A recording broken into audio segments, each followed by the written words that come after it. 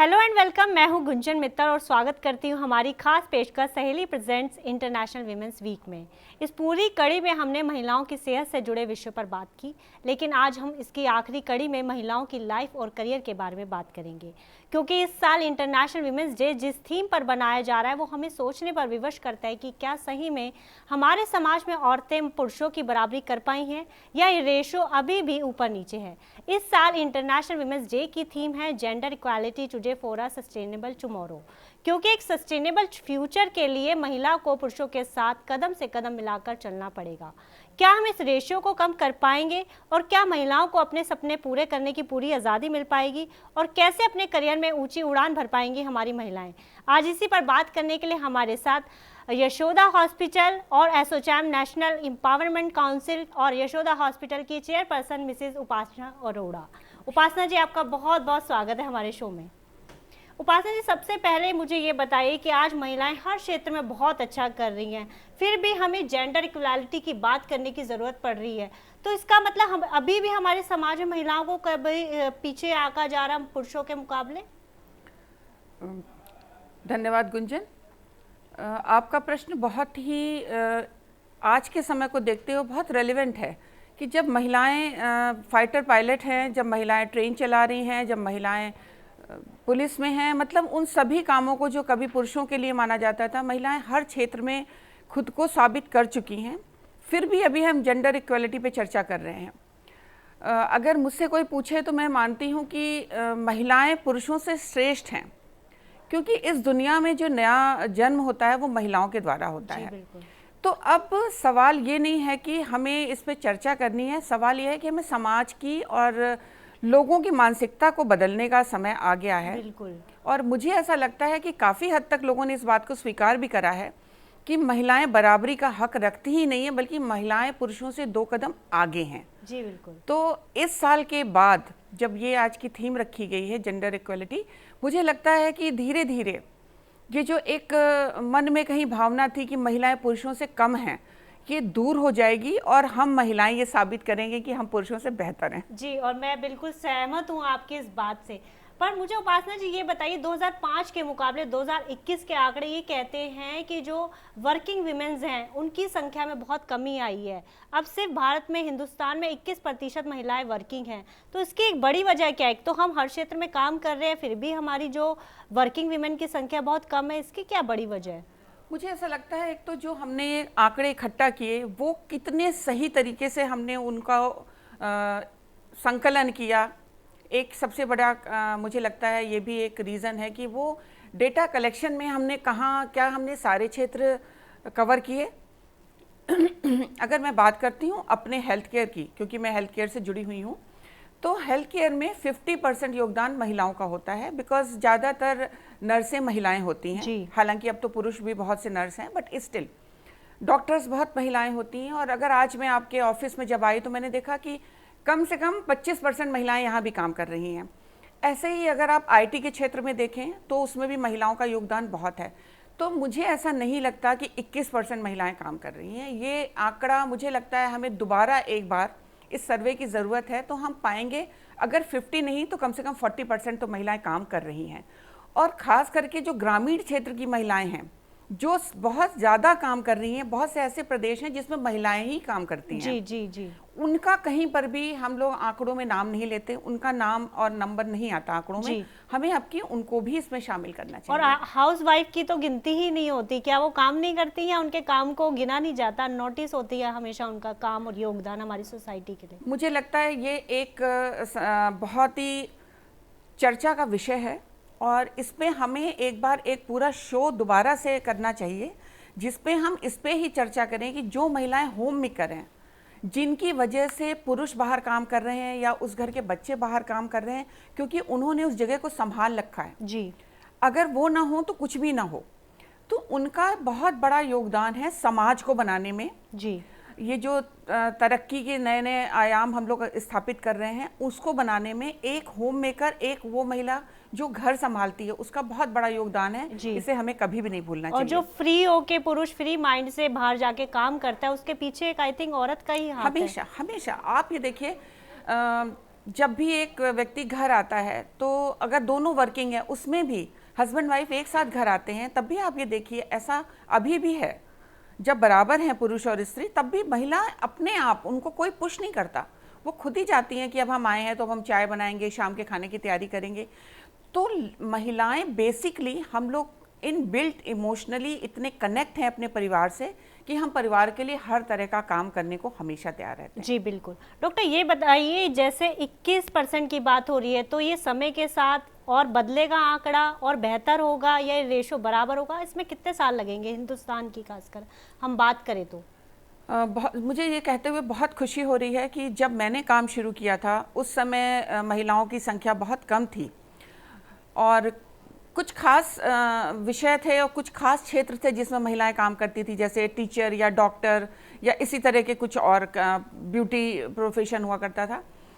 अब आप देखिए लड़कियां फोटोग्राफर, कितनी लड़कियां फोटोग्राफर हो गई हैं, कितनी लड़कियां आईटी में काम कर रही हैं, कितनी लड़कियां आजकल टूर एंड ट्रेवल में जा रही हैं, उस फील्ड में जा रही है जो पुरुष प्रधान मान जाना जी। तो उस हिसाब से मेरा मानना है, अगर हम आज की तारीख में भी दोबारा इस सर्वे को कंडक्ट कराएं तो ये संख्या बहुत ज़्यादा है, और आने वाले समय में अगर मैं 5 साल आगे की बात करूं तो ये संख्या बहुत ज़्यादा बढ़ जाएगी। क्योंकि धीरे धीरे ये जो हमारे माननीय प्रधानमंत्री मोदी जी ने जो एक नारा दिया, बेटी बचाओ बेटी पढ़ाओ, उसके साथ मुझे भी काम करने का मौका मिला किसी एनजीओ के थ्रू।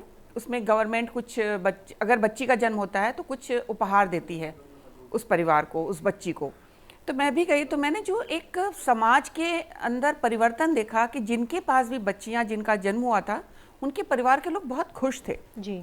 ये एक बहुत सकारात्मक बदलाव है जो आने वाले समय में लड़कियों को आगे ले जाने में बहुत महत्वपूर्ण साबित होगा। जी, हम बात तो कर रहे हैं, ठीक है उपासना जी, कि हम बहुत बड़ी बड़ी बातें कर रहे हैं कि आज वुमेन्स बहुत अच्छा कर रही है, हर क्षेत्र में कर रही है, पर फिर भी अभी भी वर्किंग वुमेन्स के आगे बहुत सारे चैलेंजेस है। आप देखते हैं, जैसे कि अभी आपने कहा कि दोनों साथ आते हैं, पर चाय तो हमेशा औरत ही बनाती है। तो ये चैलेंजेस जो हैं उसको ओवरकम कैसे किया जाए? और ये एक बहुत बड़ी जो रुकावट है महिलाओं को शादी के बाद जो काम करने से रोकती है, तो इसको कैसे ओवरकम किया जाए? देखिए 2-3 कारण हैं जिसकी वजह से महिलाएं बाहर काम करने आना कम कर रही हैं या कर देती हैं। उसमें एक कारण ये भी होता है कि कहीं ना कहीं लोगों के दिमाग में एक ये धारणा बनी हुई है कि हमें हमारी बहुत लोग अपने घर में जो महिलाएं काम करना चाहती हैं उनको ये कह के रोकते हैं कि हमारी इनकम बहुत अच्छी है, आपको क्यों काम करना है। लोगों को ये समझना चाहिए कि सिर्फ पैसों के लिए काम नहीं किया जाता, अपने आत्मविश्वास, अपने आत्मसंतोष के लिए भी एक महिला काम करती है। तो हमें ये एक परिवार का दृष्टिकोण बदलना होगा। और जहाँ तक सवाल है कि हम समाज में अभी भी ऐसा हो रहा है, लेकिन इस मिथ को हम महिलाओं ने ही तोड़ा भी है। कल्पना चावला जी तो कितने साल पहले गई थी अंतरिक्ष में, बछेंद्री पाल जी ने कितने साल पहले हिमालय चढ़ के दिखाया। तो देखा जाए तो महिलाओं ने सब कुछ करके दिखाया है। अब ये हम महिलाओं की जिम्मेदारी है। कहीं ना कहीं एक महिला के पीछे रहने का कारण एक महिला ही होती है, क्योंकि अगर आप ग्रामीण परिवेश में जाएं तो आज भी ये ऐसा होता है कि जो पोषित खाना है जैसे घी, दूध, मक्खन, ये माना जाता है कि लड़कों को देना चाहिए, और ये कौन करता है? उस घर की मुखिया एक महिला होती है जो करती है। तो हमें ये मानना चाहिए कि अगर हम बच्ची को शुरू से ही पोषित नहीं रखेंगे तो वो बच्ची आगे जाके माँ बनेगी, जन्म देगी एक बच्चे को, तो वो बच्चा कैसे पोषित होगा? तो अगर स्वस्थ भारत चाहिए, स्वस्थ समाज चाहिए, तो उस बच्ची का स्वस्थ रहना जरूरी है।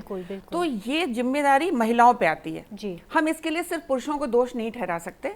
पुरुषों के लिए मेरा ये कहना है कि कहीं ना कहीं आज भी पुरुष एक महिला को अपना बॉस मानने में हिचकते हैं। जी बिल्कुल। अगर पता चलता है कि लेडी बॉस है तो कहीं ना कहीं पुरुष का अहम घायल होता है जी। कि मैं उनसे ऑर्डर्स लूंगा। तो ये एक मानसिकता बदलने की पुरुषों को जरूरत है। साथ ही साथ जो हम महिलाएं हैं जो पुराने विचारों में अभी भी घिरी हुई हैं, चाहे वो ग्रामीण परिवेश में हो या जिन्होंने कम पढ़ाई करी हो उनका, हम सबको ये बदलने की ज़रूरत है कि एक महिला पुरुषों से ज़्यादा इम्पॉर्टेंट है, क्योंकि वो आने वाले समाज की रचना करेगी जी। एक हायर अगर हम बात करें टॉप लेवल की, वहाँ पर महिलाओं को कम स्थान दिया जाता है। टॉप मैनेजमेंट की बात करें, कहा जाता है कि भावनात्मक होती हैं महिलाएं और भावनाओं में बहकर सही फैसले नहीं ले पाती। इस बात में आपको क्या कितना दम लगता है? देखिए, ये बहुत ही दुर्भाग्यपूर्ण है, क्योंकि अगर मैं हेल्थ केयर की भी बात करूं, जिसका में 25% महिलाओं का योगदान है, उसमें भी टॉप लेवल तक केवल 7% महिलाएं पहुंच पाती हैं, जो सीईओ लेवल तक पहुंचती हैं। जहां तक सवाल है कि इमोशनल होती हैं, तो मेरा अपना मानना है कि आज के ज़माने में महिलाओं को इमोशनली, अगर आप कुछ टेस्ट करा के भी देखें तो महिलाएं ज़्यादा इमोशनली स्ट्रांग होती हैं। आपने कभी भी देखा होगा, अगर कोई बड़ी विपदा आती है, चाहे वो परिवार पे हो, चाहे वो समाज पे हो, चाहे वो देश पे हो, हमेशा महिलाएं ज़्यादा डटकर सामना कर पाती हैं। और उनके अंदर एक, क्योंकि हम जन्म देते समय एक महिला को उतना दर्द होता है जितना बहुत सारी हड्डियां टूटने के समय होता है। तो महिलाओं का बेसिक जो हमारा स्ट्रक्चर है वो बना ही ऐसा है कि हम बड़े से बड़ा कष्ट बर्दाश्त कर लेते हैं। जी। तो ये मानना कि वो इमोशनली कमज़ोर है, ये बिल्कुल गलत है और हमें इसी भ्रम को तोड़ना है। आपके जैसी महिला जो एक एम्पावर्ड महिला है, मेरे जैसी महिला जो एक एम्पावर्ड महिला है, हम सबको कम से कम 20 महिलाओं का हाथ थामना चाहिए जो एम्पावर्ड नहीं हैं, और लोगों के मन में जो ये भ्रम है कि महिलाएं भावनात्मक रूप से कमज़ोर हैं, उसे दूर करना चाहिए। मेरा मानना है महिलाएं भावनात्मक रूप से ज़्यादा मजबूत है। बिल्कुल। ये भी बताइए कि आज भी हमारे देश में बेटी बचाओ और बेटी पढ़ाओ जैसे स्लोगन्स की ज़रूरत पड़ रही है जी। तो भूमिका जो है हमारी महिलाओं की वो कब तय होगी? देखिए, कुछ हमारे देश में ऐसे प्रदेश थे जहाँ पे बेटियों का जन्म अभिशाप माना जाता था। ऐसे प्रदेशों के लिए बेटी बचाओ बेटी पढ़ाओ बहुत अच्छा नारा साबित हुआ। और अभी 2021 में जो आंकड़े आए हैं उसमें पहली बार बच्चियों का रेशियो बच्चों से, लड़कों से ज़्यादा है लड़कियों का रेशियो। यानी अगर 2000 लड़के हैं तो 2011 लड़कियां हैं, पहली बार ऐसा हुआ है। हमेशा लड़कियों का रेशियो बहुत कम रहा। लेकिन आपका कहना भी एक हद तक सही है कि हमें कहना क्यों पड़ता है बेटी बचाओ बेटी पढ़ाओ। मुझे लगता है आने वाले 5 साल के बाद आपको ये कहना ही नहीं पड़ेगा, क्योंकि जो मैंने एक समाज में बदलाव देखा है, जैसे अगर आप विज्ञापन देखते हैं, पहले उसमें बच्चा हमेशा माँ की गोद में दिखाया जाता था। मैंने अभी ये नोट करना शुरू किया कि विज्ञापन में अब ज़्यादातर समय पर बच्चा पिता की गोद में भी दिखाया जाता है, या बच्चे को घुमाते हुए या खिलाते हुए पिता का भी बराबर का रोल है। तो धीरे धीरे समाज इस बात को, क्योंकि जो फिल्में हैं वो हमारे जीवन का आईना है, तो कहीं ना कहीं समाज बदल रहा है। पुरुषों ने अब ये समझ लिया है कि हम अपनी जीवन, जिसको कहा जाता था बेटर हाफ, एक्चुअली ये हमारी बेटर हाफ है और हमें हर मोड़ पे इनको बराबर से साथ रखना ही है। तो ये 5 सालों का खेल है, आप देखेंगे 5 साल बाद ये सब कुछ बदल जाएगा। ओके। उपासना जी, मुझे ये भी बताइए, एक तरफ तो हम वुमेन एम्पावरमेंट की बात करते हैं, वहीं दूसरी तरफ अपने घर की महिलाओं को काम करने से रोकते हैं, तो इन दोनों बातों में कितना कन्फ्लिक्ट है? ये एक मुझे लगता है ये एक ऐसा दुर्भाग्यपूर्ण निर्णय है जो कुछ लोगों ने लिया। मैं कई तरह की संस्थाओं में काम करती हूँ, बहुत सारी जगहों पे हूँ, तो ये मैंने भी महसूस किया कि लोग औरों की घरों की महिलाओं को तो कहते हैं कि आप आइए, इसमें शामिल होइए और हमारे इस कार्यक्रम की शोभा बढ़ाइए। लेकिन जब बात आती है कि जिस कार्यक्रम की शोभा बढ़ाने मैं जा रही हूँ उस कार्यक्रम में उनके घर की महिलाएं क्यों नहीं हैं, तो किसी एक कार्यक्रम में मैंने ये प्रश्न भी उठाया था जो उसके आयोजक थे। मैंने कहा, आपने मुझे बुलाया, आपने हमारे जैसी कई महिलाओं को बुलाया, लेकिन आपके अपने घर से आपकी पत्नी, आपकी बेटी क्यों नहीं आई? तो ये एक ऐसा कहते हैं ना, जो पुरुष समाज है या हमारे घर की जो बड़ी महिलाएं हैं उनको अभी समझने की ज़रूरत है। और दूसरा, मुझे लगता है कि जो हमारी महिलाएं जिन्होंने पहले काम नहीं किया, मान लीजिए 30 साल हो गए, 35 साल हो गए, उनको कभी ये नहीं सोचना चाहिए कि अब तो हम क्या करेंगे। There is no age for learning, there is no age for working. बिल्कुल। हम आज भी पढ़ते हैं, मैं आज भी पढ़ाई भी कर रही हूँ, मैं आज भी ट्रेनिंग पे भी जा रही हूँ, क्योंकि मुझे ऐसा मानना है कि अगर मैं 50 की हो गई हूँ तो मेरी ज़िंदगी थम नहीं गई। तो महिलाएं 50 साल के बाद भी काम करना शुरू कर सकती हैं, लेकिन इसके लिए सिर्फ 2 लोगों को बदलने की ज़रूरत है। एक उस घर के पुरुष को और एक उस घर की बड़ी महिलाओं को, जो ज़्यादातर समय महिलाओं से ये कहती हैं कि तुम बाहर जाकर क्या करोगी।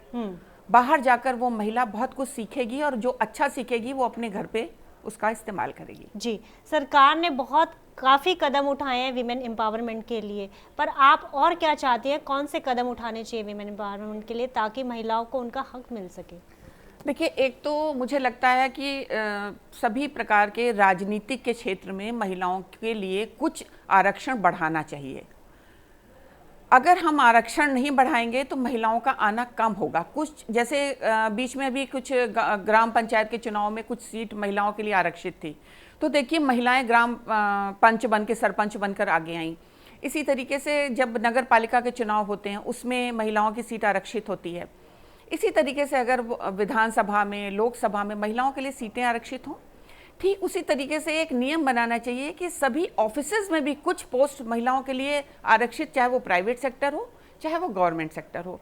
तो जो अभी बायस्ड होते हैं कि अगर 4 कैंडिडेट आए उसमें से 1 महिला है 3 पुरुष हैं, तो लोग प्रेफर करते हैं पुरुष को लें, ऐसा ना हो। जी जी, क्योंकि महिलाएं बेहतर तरीके से एडमिनिस्ट्रेशन करती हैं, ये मेरा अपना अनुभव है। ओके मुझे ये भी बताइए उपासना जी कि औरतों को अपने अधिकारों के बारे में जानकारी नहीं है, खासकर ग्रामीण जो इलाके की महिलाएं हैं, तो जो हमारा जेंडर इक्वालिटी का सपना है वो कब पूरा होगा इस वजह से? मुझे लगता है जैसे हमारी ये जो आशा वर्कर्स हैं जो हमारे हेल्थ केयर में काम करती हैं, जाती हैं, महिलाओं को बहुत सारा सहयोग मिलता है गर्भावस्था में उनसे या और प्रकार से, इसी तरीके से हमें कुछ और वर्कर्स बनानी चाहिए जो महिलाओं को जाकर उनके अधिकारों के बारे में बताएं। उनको पता हो कि जैसे बहुत सी महिलाएं आज भी वोट देने अपने हस्बैंड के कहने पर वोट देती हैं कि तुम इस पार्टी को वोट देना, तो वो उसको वोट देती हैं। ऐसा नहीं होना चाहिए। हर महिला को पता होना चाहिए कि वो क्या चाहती है। लेकिन इसके लिए हमें महिलाओं तक, अभी महिलाएं हम तक नहीं पहुंच रही हैं, हमें महिलाओं तक पहुंचना होगा। तो मुझे लगता है सरकार को कुछ ऐसी योजनाएं बनानी चाहिए जिसमें कुछ महिलाएं जाकर आशा वर्कर की तरह महिलाओं को ये बताएं कि ये आपके अधिकार हैं और वो उन अधिकारों का प्रयोग कर सकें। जी, आपने वोट देने की तो एक छोटी सी बात की, इवन घर में भी कोई बड़ा कुछ चीज होती है तब भी महिलाओं की राय नहीं जरूरी समझी जाती, तो इसको कितना चेंज करने की जरूरत है? देखिए ये मुझे लगता है घर के हर निर्णय में बिना, होता क्या है जब हम छोटे होते हैं ऐसा हमेशा देखा जाता है, बच्चे ये देखते हैं कि जब घर के बड़े फैसले कर रहे हैं तो उसमें माँ से कहा जाता है जाओ तुम चाय बनाओ, बिल्कुल जाओ तुम अंदर जाओ। वो बच्चा ये देख के बड़ा होता है, तो वो आगे अपने घर में जब वो उस घर का मुखिया बनता है तो वो कहानी दोबारा दोहराई जाती है। तो मुझे लगता है अब वो सही समय है जब बच्चों के सामने ये कहानी नहीं होनी चाहिए। अब आपको अपने घर की महिलाओं को बैठाना चाहिए और उनके साथ सारे ही जितनी भी आपके चाहे समस्याएं या कोई फंक्शन डिस्कस करना चाहिए ताकि वो बच्चा इसे देखकर बड़ा हो और आगे चल के वो हमेशा महिलाओं को बराबर की भूमिका दे। बल्कि मैं तो कहती हूँ घर के निर्णय में महिला की भूमिका ज्यादा महत्वपूर्ण है। और अब ये काफी ज्यादा बढ़ता भी जा रहा है ट्रेंड, ऐसा देखने में भी मिल रहा है। चलते चलते आप हमारी महिला दर्शकों को क्या मैसेज देना चाहेंगे इंटरनेशनल वीमेंस डे के दिन? मैं चाहती हूँ कि मैं हर महिला से कहना चाहती हूँ, सबसे पहले खुद में विश्वास रखो, खुद में विश्वास रखो और अपने लिए पहले स्वयं काम करो, किसी और की तरफ मत देखो। जब तक आपको अपने ऊपर विश्वास नहीं होगा तब तक आप अपने आप को प्रूव नहीं कर पाएंगे। बिल्कुल। तो अपने स्वयं पे विश्वास रखो, आत्मविश्वास के साथ अपना पहला कदम बढ़ाओ। स्काई इज द लिमिट, आपको कोई रोक नहीं सकता। जी बिल्कुल। थैंक यू सो मच उपासना जी हमारे साथ जुड़ने के लिए और ये मैसेज हमारे दर्शकों तक पहुंचाने के लिए। Thank you so much. Thank you so much. हमारे इस शो का मकसद है समाज में महिलाओं की भूमिका तय करना। हम सब जानते हैं कि महिलाएं हमारे समाज का स्तंभ हैं और इनके बिना हमारे समाज की कल्पना करना नामुमकिन है। इसलिए लड़कियों को आगे बढ़ने दें और उनको अपने सपने पूरा करने में उन्हें बढ़ावा दें, क्योंकि इनमें नामुमकिन को मुमकिन करने का पूरा साहस है। आज के लिए बस इतना ही, हमें दीजिए इजाज़त। हम कल फिर हाजिर होंगे इस कड़ी में एक नए विषय के साथ। तब तक आप अपना और अपनों का ध्यान रखिए और देखते रहिए TV9 डिजिटल।